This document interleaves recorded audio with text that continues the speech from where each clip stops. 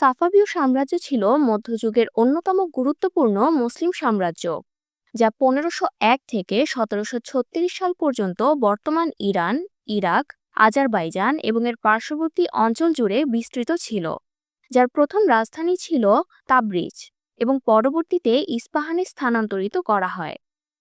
শাহ ইসমাইল এই সাম্রাজ্যটি প্রতিষ্ঠা করেন, যিনি শিয়া ইসলামকে পারস্য অঞ্চলের রাষ্ট্রধর্ম হিসেবে প্রতিষ্ঠিত করেছিলেন, আর এটিই ছিল ইসলামের ইতিহাসে অন্যতম গুরুত্বপূর্ণ একটি মোড়, যার ফলশ্রুতিতে এটি ইরানকে শিয়া ইসলামের কেন্দ্র করে তোলে।